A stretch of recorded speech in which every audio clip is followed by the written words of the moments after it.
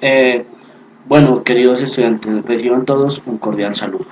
En este video vamos a hablar acerca de la estequiometría, pero es muy importante, primero que todo, tener una visión de lo que son las reacciones químicas, porque a partir de las reacciones químicas nosotros podemos hablar de lo que es la estequiometría. Bueno, una reacción química o transformación química es un proceso por el cual los enlaces de las sustancias iniciales, llamadas reactivos, sufren una transformación y sus átomos se organizan de distinta manera para formar otras sustancias llamadas productos.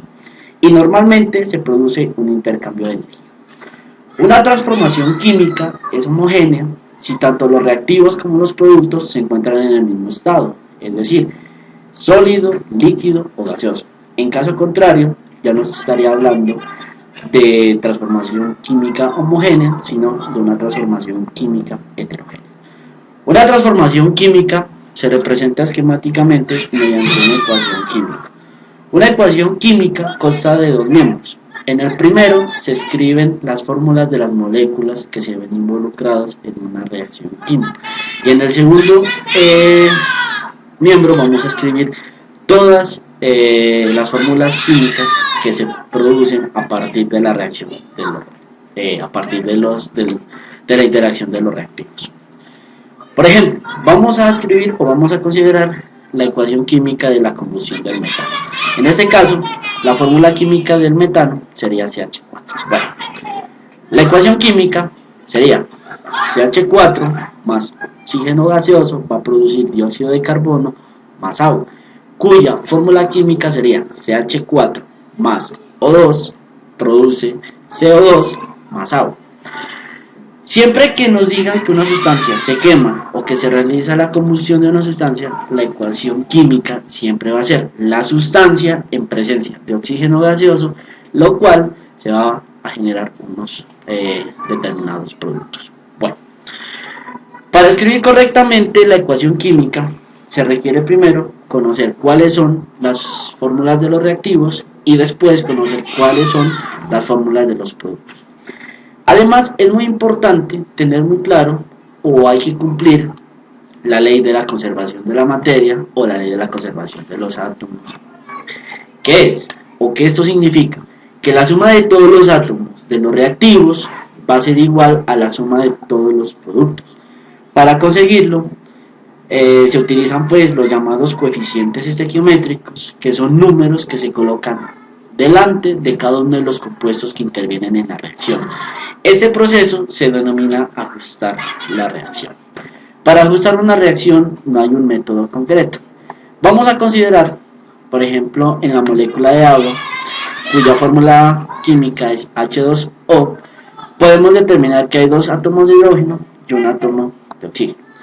Si yo tengo, por ejemplo, tres moléculas de agua, el coeficiente estequiométrico es 3 y significa que hay 3 moléculas de agua, por tanto, habrán 6 átomos de hidrógeno y 2 átomos de oxígeno.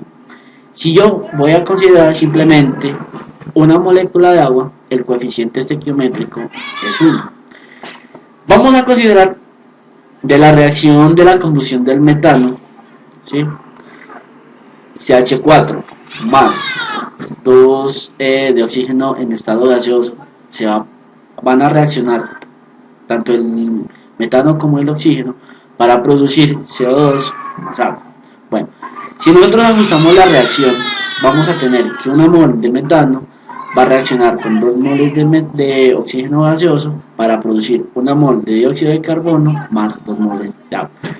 Si nosotros hacemos las comparaciones, vamos a observar que por una mol de metano, que está en estado gaseoso, va a reaccionar con 2 moles de oxígeno gaseoso para producir una mol de dióxido de carbono más 2 moles de agua. Para ello, si nosotros observamos la reacción química, estamos haciendo un ajuste entre, digamos, las moles, que también nosotros podemos hacer un ajuste en cuanto a las masas de cada uno de los reactivos y de cada uno de los productos. Para ello es importante tener muy claro que 16 gramos, que es el peso atómico el peso molecular del metano, vamos a encontrar que esto va a pesar 16 gramos. que cuando reacciona con los 64 gramos, que es el peso molecular del oxígeno gaseoso, ¿sí? En esta reacción se van a producir 44 gramos de dióxido de carbono más 36 gramos de agua. Bueno, en esta reacción química significa que una molécula o una mol de metano reacciona con dos moles de oxígeno para dar una molécula mol de dióxido de carbono y dos moléculas o moles de agua.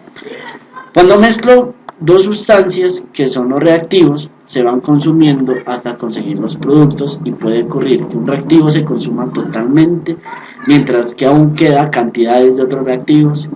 Para esto, nosotros vamos a considerar o vamos a hablar de un reactivo limitante, que es aquel que se consume primero, y un reactivo excedente o un reactivo en exceso, que es aquel que no se termina de consumir.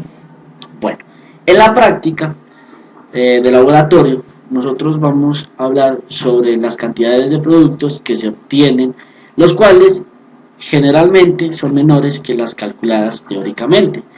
A esto nosotros lo vamos a definir como el rendimiento, que es aquel, digamos, cociente entre la cantidad que se obtiene experimentalmente y la cantidad que se obtiene teóricamente.